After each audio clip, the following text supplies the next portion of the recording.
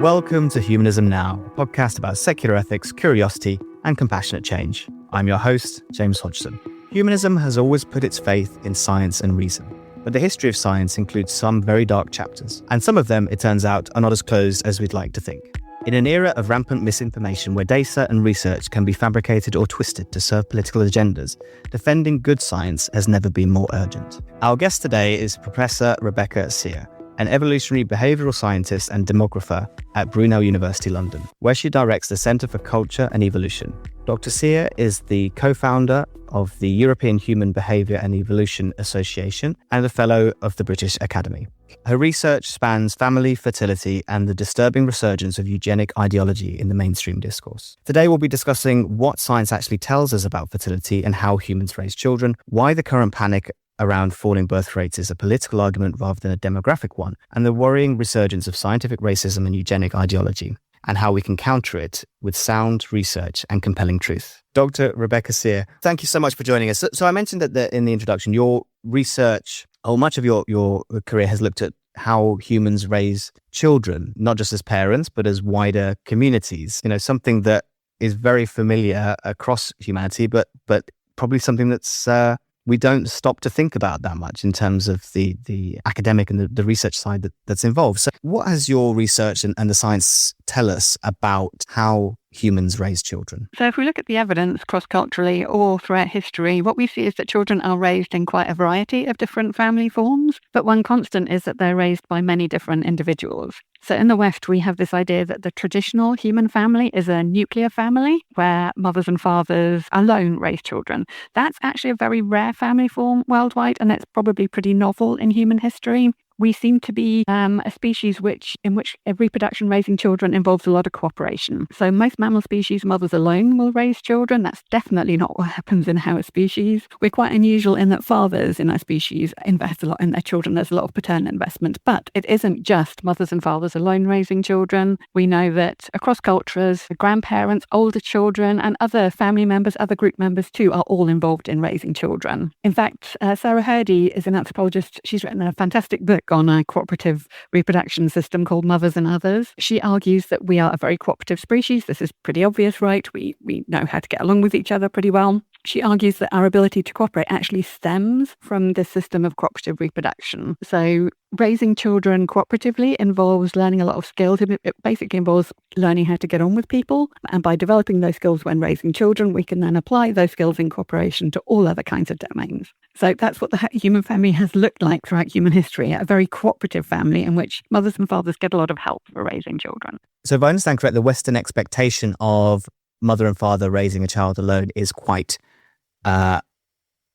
unique or a bit of an outlier in human history. What are some of the benefits and also some of the potential disadvantages of that strategy? First, it's worth pointing out that even in the West, mothers and fathers don't raise children alone. There is a lot of help around. Obviously, people like grandparents are still heavily involved in looking after their kids, as are older siblings, incidentally. If you happen to have a younger sibling, you probably will have done a bit of childcare as a child. Mothers and fathers are still relying on sibling caretakers, something that has been absolutely universal throughout human history. But also we have public systems which help parents raise children as well. We have things like the NHS, which provide a lot of healthcare. We have education systems which provide schooling for children. So in fact, parents do have a lot of support, but it doesn't involve the kind of interpersonal interaction necessarily that it has done in the past. We're kind of buying in care or we're outsourcing care to the state. So it's a bit more hidden. So in the West, even in the West, parents do not raise children alone. In terms of the outcomes, well, I don't want to demonize the nuclear family because children are raised in a wide variety of family forms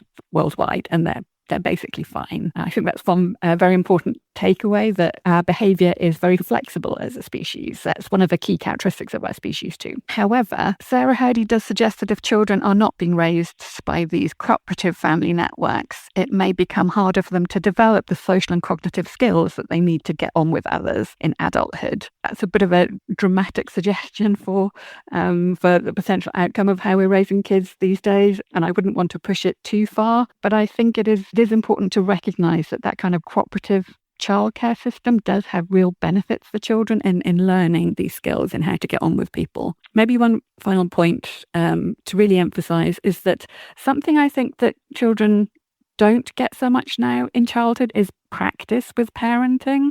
We're going to talk about fertility in a little while. And I think something that might feed into fertility decline is that we just don't have very much experience with child rearing these days in the West until we are given our first baby to hold.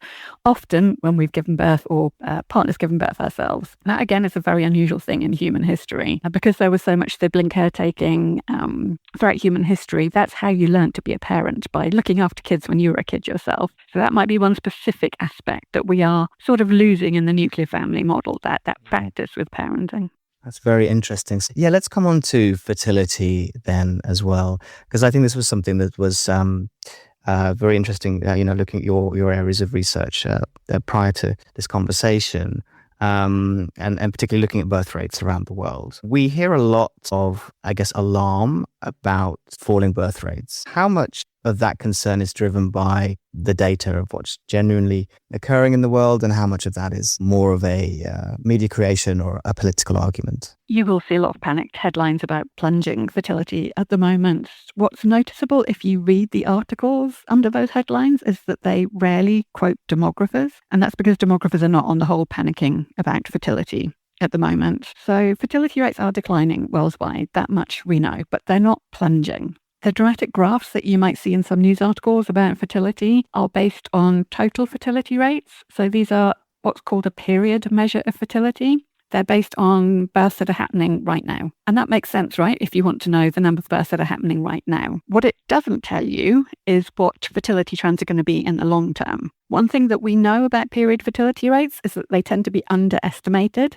during periods when the timing of fertility is changing, specifically when women are having births later. And one thing we do know is that recent declines in fertility are at least partly driven by declines in teenage fertility. Teenagers are not having so many births now. It may well be that those teenagers do have kids just later in their lives. So if you look at current dramatic drops in fertility, bear in mind that those numbers may be underestimating long-term fertility patterns. If we look at long-term fertility patterns, we see much less dramatic declines in fertility. Rather than fertility doing that, it's much less dramatic. Demographers' best estimate at the moment is that fertility is declining, but long-term fertility trends will be much less dramatic than current period fertility measures suggest.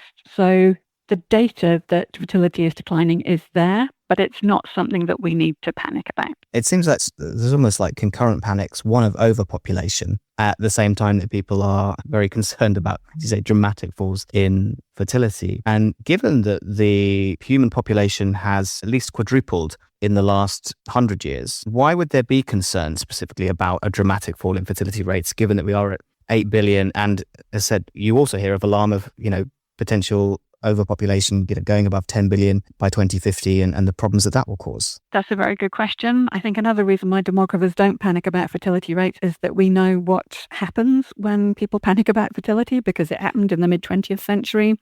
There was the overpopulation panic. There were fears that human populations were growing out of control, that we would all start starving to death because there just weren't enough resources on the planet to feed so many people. Fertility growth in the last 150 years or so has been incredibly dramatic. Global population size has doubled just in my lifetime, more than doubled, in fact. That's a massive increase in population.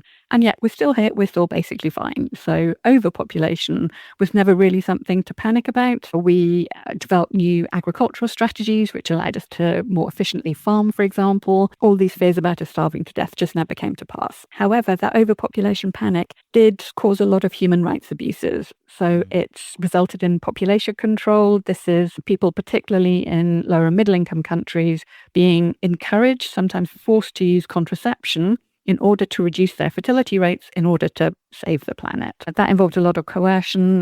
There are examples like the sterilization campaigns in India, in which people were forcibly sterilized against their consent or knowledge, that caused death and injury in some cases. There were many examples of these human rights abuses worldwide, where essentially women in poorer parts of the world were being forced to use contraception that they didn't necessarily want to accept in order to push back against this so-called population panic. Demographers don't want to see that happening again. When you start to make fertility the target of policy, you're going to start stepping on people's human rights. You can't change fertility without changing people's reproductive behaviour. And the UN states that part of human rights are reproductive rights. We all need to have the freedom to choose the number of children that we want to have and whether we have children or not. Population control campaigns involve coercion that interferes with people's reproductive rights. Fertilist panics, the fears that fertility is too low, could also start interfering with people's rights. And how are we going to encourage women to have children if they've decided this is not a good time to have kids? Some countries are trying to do things like restrict abortion, restrict reproductive health care, for example. This is interfering with people's human rights. So one reason not to panic about population is that if you make fertility the target of control, you're going to start trampling on people's rights, and that is very problematic. There are, however, I think, political gains to be made from pronatalist panic, from over-exaggerating fertility decline. And these political gains are often about controlling women. Again, political parties who want to restrict women's access to reproductive health care might find it convenient to use population panic to do so. There is a conference that's been run a couple of years in the States called Natal, and it has pronatalists coming along to talk about how they can encourage women to have more children. And some of these people have very extreme ideas, for example, restricting women's access to education and work in order to increase fertility. I think I've even heard a far-right politician in the UK argue that declining fertility means we need to get rid of the welfare state, because if we get rid of the welfare state, then people will be forced to have children in order to have support in their old age. I strongly suspect that getting rid of the welfare state would not increase fertility, because that would be removing even further support from parents to raise children. But in any case, morally speaking, we shouldn't be getting rid of the welfare state. But there are political actors who benefit from creating underpopulation.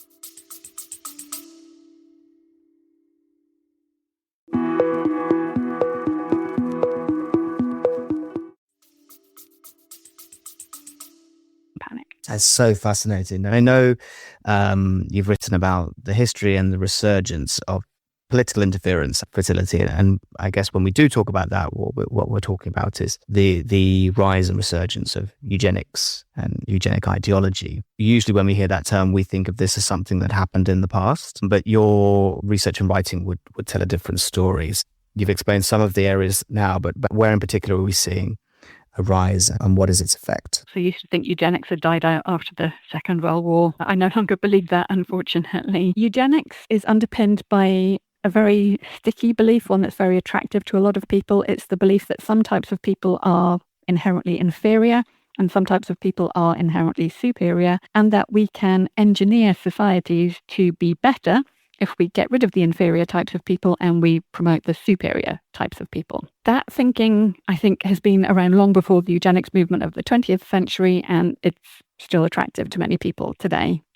Although it's also worth saying that the eugenics policies that were actually put in place in the early 20th century weren't immediately repealed after the Second World War, despite the horrors of the Nazi regime. There were eugenic sterilization laws, for example, put in place in the early 20th century, which involved sterilizing people without their consent if they were deemed to be inferior, often if they had low intelligence, for example. Some countries didn't repeal these laws until the 1970s. There's a philosopher, Rob Wilson, I met recently, who works on eugenics now, and he does so because when he was teaching eugenics in his classroom one day, one of his students put up their hand and said, yes, one of my aunt or my uncle, they were sterilized against their consent too. One of their living relatives had actually experienced this eugenic sterilization law, because in Alberta, a province in Canada, the laws weren't repealed until the 1970s. So in fact, eugenics didn't die out after the Second World War, even the very explicit sterilization laws put in place in the early 20th century. I think it was the terminology of eugenics more than the actual belief system itself that disappeared. But we are also seeing a resurgence of that thinking right now. And unfortunately, it's underpinned by, as it was in the early 20th century, a resurgence of biological essentialism. This is basically the idea that your genes determine who you are. So this is the idea that there are genetically determined differences which really impact important behavioural characteristics between different races, between men and women, even between social classes. And that we need to implement policies which support the good people and not the bad people. One way this plays out at the moment is in migration discussions. So there's a belief that by eugenicists that black people are inherently less intelligent than white people, and therefore that we should keep migrants from black countries out of white countries in order to protect the gene pool of white countries. All of this is scientifically nonsense, but it's one way in which eugenics is coming back into mainstream discourse, unfortunately. In this re-emergence, is it repackaged? I'm thinking here, what should we be looking out for in the language that people use? Given that anyone who's trying to promote these ideas probably will be aware that the language that was used in the last century would be quite obvious to people. I would just wonder, is there a different approach? Are people packaging this up in a different way to make it more appealing to people? I think yes is the short answer to that question. It also plays out in slightly different ways than it did in the 20th century. I would hope that many countries are unlikely to go back to eugenic sterilization laws, for example, although maybe I shouldn't discount that possibility. Again, there were some that were in place against, for example, marginalized groups of women, indigenous women in Greenland, for example, also in parts of South America, again, into the 21st century, really quite frighteningly recently. But it has been repackaged. And one way it's slightly being repackaged, although again, this was something that was happening in the early 20th century, is through the misuse of science. So I mentioned that some eugenicists have beliefs about different genetic abilities regarding the intelligence of black and white people. There's a real resurgence of scientific racism in recent years, which claims there is scientific evidence that black people are genetically less intelligent than white people. This is scientifically nonsense. The scientific consensus is that race is not biologically meaningful. Human genetic diversity is very complex, and it simply doesn't fall neatly into socially determined racial categories. So race isn't biologically real, therefore you cannot have genetically determined differences, racial differences in things like intelligence or criminality or sexuality. These claims are also made. Unfortunately, there are a very small group of people who have succeeded in getting these arguments published into the academic literature, giving scientific legitimacy to these claims. And these claims are then used in public discourse as evidence that certain types of people are just inferior and some are superior. Another way it plays out is in discussions around equality, diversity and inclusion. There's been a pushback against these policies recently. These policies are intended to give equal opportunities to everyone, regardless of your background, your privilege, your identity. So they're designed to equalize opportunities across different groups. Contemporary eugenicists will argue that, in fact, what they do is falsely promote people who are inherently inferior. And so we should get rid of these EDI policies. They argue that in a true meritocracy, the privileged would be at the top because privileged people are simply inherently better than the rest of us. White people are superior to black or brown people, men to women, rich people to poor people. Some of the discourse is really quite that blatant, although it's often packaged a little more palatably, I think, in wider discussions. Circles. Could you explain what that is and the impact that it's had? So this was produced by the psychologist Richard Lynn, who wrote very openly about eugenics. He wanted to rehabilitate eugenics, and this wasn't at all hidden. One of the ways that he tried to promote eugenics was by claiming that there is scientific evidence for differences in cognitive abilities between the races. He did this by producing a national IQ database. So he claims this is a database which gives national average intelligence quotients for all nation states worldwide. And surprise, surprise, what it shows is that white and Asian, East Asian populations have high intelligence, and South Asian populations and African populations have much lower intelligence. If you actually look into the construction of this database, it's very clear it is not science. So data on intelligence that you could use to create a national average for nation states worldwide just doesn't exist. It's really hard to get nationally representative data on anything, which you would need in order to calculate national averages. This is actually done in demography. Countries which don't have strong systems of vital registration, registering births, deaths and marriages and so on, efforts have been put in place to collect survey data on fertility and mortality so that we can estimate these rates, because it's really important to know demographic rates in different countries worldwide. It isn't important to know average intelligence in nation states worldwide. It's a pretty meaningless thing to do.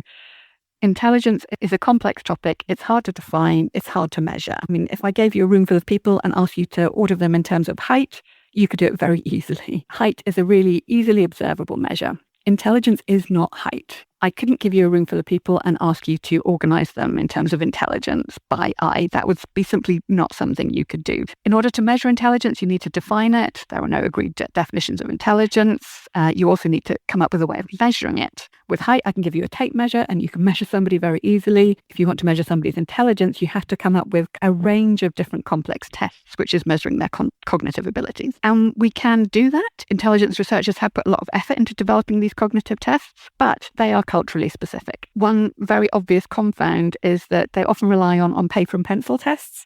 So they rely on people to have some kind of formal education. In populations where people have less formal education or no formal education, you can't really give people IQ tests because they're not familiar with paper and pencil. It's a pretty obvious thing to say, but it's something that was completely ignored in Richard Lynn's National IQ database. And I can give a specific example of that in that one of the papers that Lynn does talk about in his work is a paper that collected data from children in Sudan in the 50s. And the psychologist was interested in doing an exploratory study with these kids just to understand how they dealt with Western intelligence tests. He wasn't actually trying to measure their IQ. And he gave them 4 different intelligence tests. There are many different types of cognitive tests you can use to measure intelligence. And he wrote in quite a lot of detail how the kids reacted to these tests. And some of these kids had a little bit of formal schooling. Some of them had absolutely no formal schooling whatsoever. In 3 of the tests, the kids really struggled because they were paper and pencil tests. And some of the kids just hadn't seen those kinds of materials before. So they really didn't do very well at all. There's one called the Draw a Man test where you get kids to literally draw a man on a bit of paper. And then the kids get points for whether they've got 2 arms and 2 legs in the right places and so on. And there were illustrations of these pictures in the paper that the psychologist wrote up. And you can see these clear differences between the kids who had schooling and those who didn't.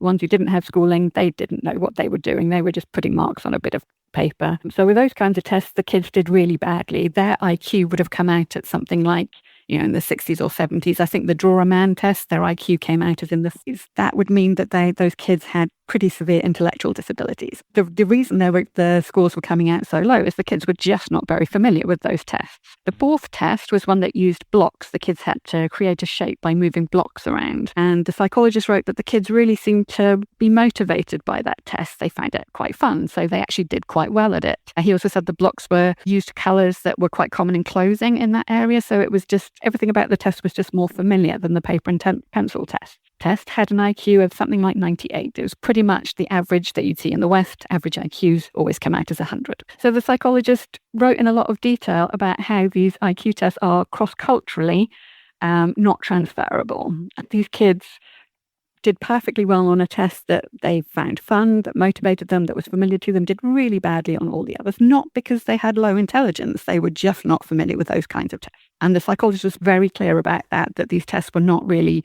evaluating the underlying intelligence of these kids. Richard Lynn took that study and said, according to these tests, the average IQ of people in Sudan is 73. Because he simply averaged out the results of all of these 4 different tests, despite the fact the kids obviously couldn't do 3 of the 4 tests. So that's an example of how these IQ tests are cross-culturally non-transferable, but also how Richard Lynn distorted the literature and used it to promote his own argument that people of certain races are less intelligent than others.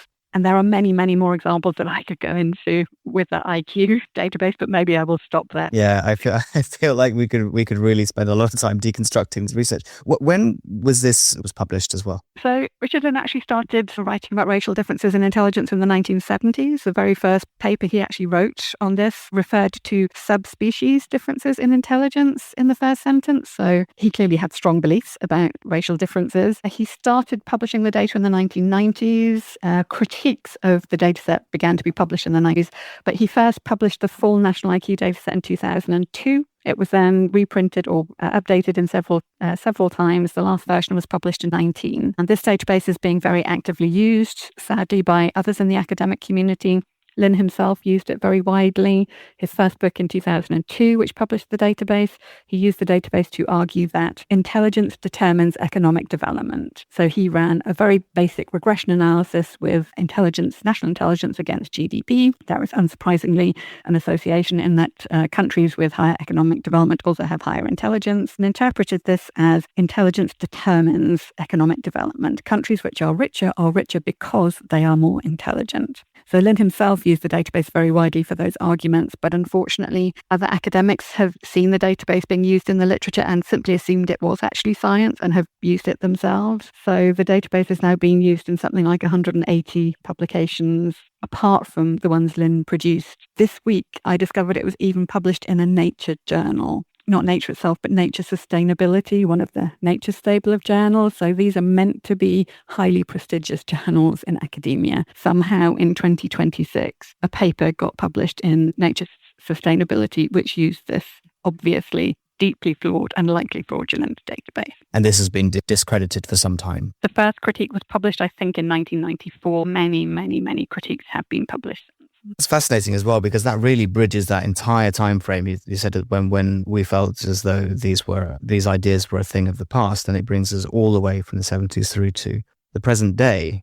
And as you say, there is now much more of a mainstream resurgence of these ideas. I'm interested in your views, coming from an evolutionary psychology perspective. Do you think there is something innate in our psychology that draws some people to these ideas of hierarchy and control? Or is it purely a product of social conditioning? So there are three broad groups in evolutionary behavioral science. One is evolutionary psychology. As a very broad generalization, they're interested in human universals. What are the universal psychological characteristics that we share and how did they evolve? The other two branches are behavioral ecology and cultural evolution. Those two branches of the evolutionary behavioral sciences are about behavioral flexibility and what explains why our behavior varies. And our behavior is incredibly flexible as a species. One of the most important things about us is how able we are to change our behavior to suit our environment. My preferred explanation for these ideas would be to look to the environment rather than to our innate predispositions.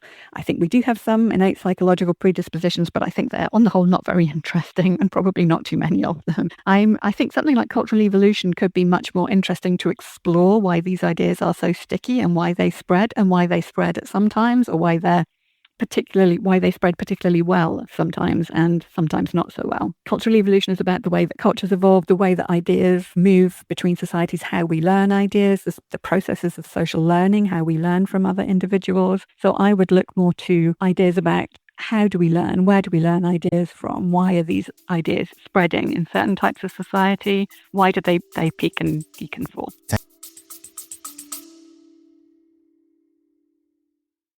From digital security to social cohesion, the Resilience podcast series brings expert insights on strengthening civil society in challenging times.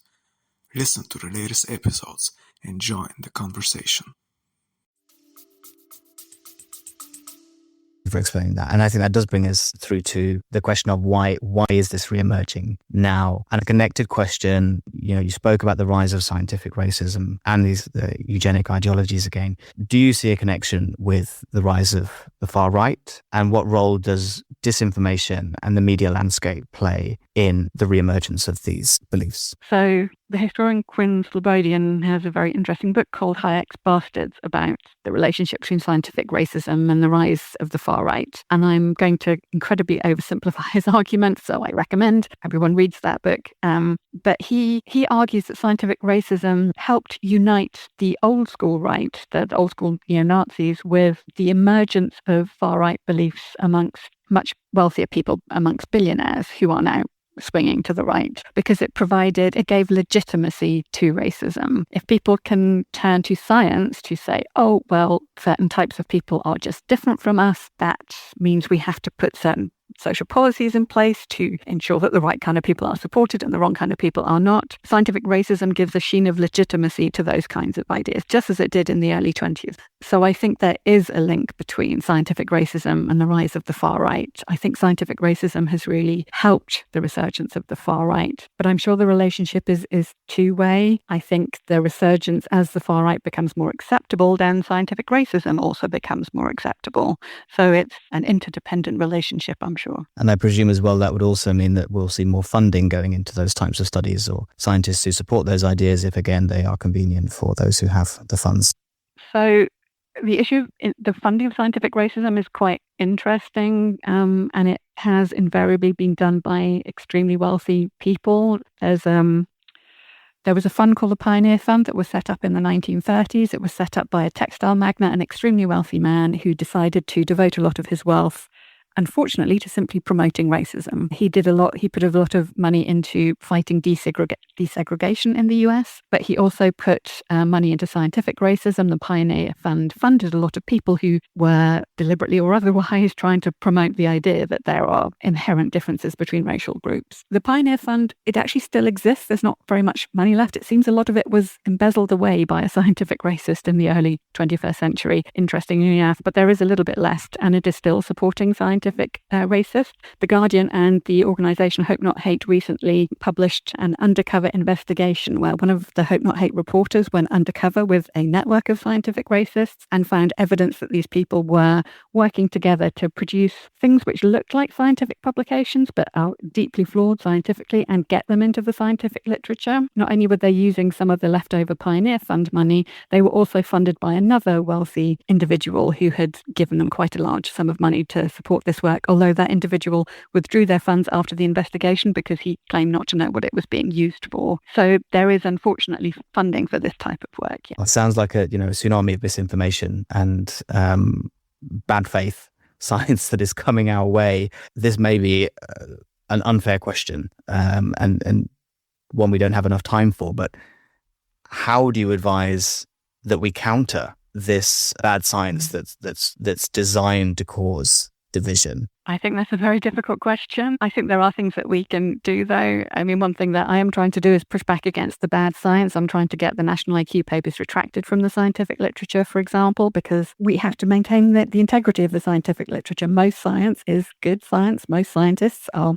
trying to advance our knowledge of the world, and we have to protect science from the bad faith actors who are trying to misuse it. So I think actively critiquing the bad science is a really important part of what we can do. But I think there are other things that we can do as well. I think something to be aware of, perhaps if you're reading about research, is to be aware that not all research is done in good faith. Maybe to switch back to the demography example, I said that when you see news articles which have panicked headlines about plunging fertility, they often don't cite demographers. However, they do sometimes refer to people as demographers and then quote panicked statements about plunging fertility. Often these people have no training in demography. They're not employed as demographers, and yet either they call themselves demographers or the journalists call them demographers, but they're actually not. They're essentially professional opinion havers who have very strong opinions about plunging fertility and want to give themselves a sheen of legitimacy. So it might be worthwhile, if you do see dramatic headlines about collapsing fertility, check the institutional affiliation of people who are being quoted. Are these actually trusted scientists, or are these just professional opinion havers who want you to believe a certain thing about fertility? So I do think there are things that we can do to try and counter this, as you say, it's disinformation, it's misinformation, both about race and about demography in some cases.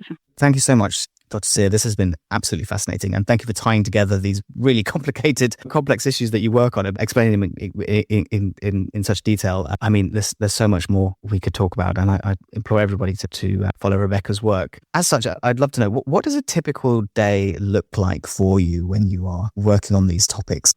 So I'm quite lucky in that my job is quite varied. I do research, which I really love to do, but I also teach. I have various other roles as well to do. So my typical workday is quite varied. However, all of those different roles involve a lot of email.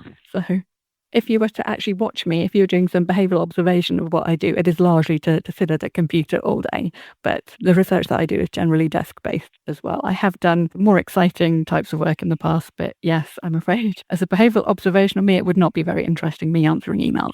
Fair enough. And what are you working on next? So I'm becoming really interested in the sociology of science. As I said, most scientists are good faith scientists trying to do their best, but there are a small number of scientists and people outside of science who are not. And although I think there are quite a small number of bad faith scientists, they are facilitated by social norms in some disciplines which facilitate their bad science, which doesn't sufficiently counter the bad science. So the intelligence community within psychology is a good example of this. Richard Lynn, when he retired, he organised a dinner of many academic colleagues, some still in academic positions right now. And at that dinner, he was given a sword for his services to eugenics. In that field, what Lynn did was absolutely out in the open. And the field, by and large, seemed fine with it. If you were to give some of Lynn's writings to other disciplines, like demographers, for example, if you gave Lynn's national IQ database to a demographer, they would laugh at you that anybody would think this is science. I find it really interesting why some disciplines facilitate scientific racism, the production of bad science, and some really don't. So I'm thinking of working more with philosophers of science to try and understand cultures of science. Why are some scientists fine with scientific racism and some are not? It's a very broad summary, I think, of what I'm interested in right now. Well, before we go, we have our standard closing question, which is, what's something which you've changed your mind on recently and what inspired that change? So again, this is about science, but as an early career researcher, I used to think science was a free marketplace of ideas. So people would throw out ideas, they would get tested, the good ideas would survive, the bad ideas would just die the bad death, bad ideas deserve to die. And I still mostly believe that is how science happens, but I'm now very well aware that there are a small number of bad faith actors who are deliberately trying to misuse science. And I think it is really important to be aware of that science isn't a totally free marketplace of ideas. There are some ideas that will persist, like the National IQ database, even though there is absolutely no scientific merit in them whatsoever. I think it is really important to understand that is happening, that there is some disinformation being spread through science and misinformation in order to maintain the integrity of the scientific record, to make sure that most science is good faith science, which is advancing our knowledge of the world. Yes, thank you for all the work that you're doing to maintain the integrity and the reputation of good faith science. And thank you, Dr. Sear, for joining us on Humanism Now. Thank you. Thanks for listening to Humanism Now. If you like the show, please leave us a review. It helps more people find us. Support us from just £5 a month for exclusive content and to shape future episodes, and we'll plant a tree each month in your name. Follow us on all socials at Humanism Now Pod and help spread curiosity, compassion, and human progress. Humanism Now is produced by Humanize Live, creating world-class podcasts, videos, and events for purpose-led individuals and organizations. Learn more at humanize.live.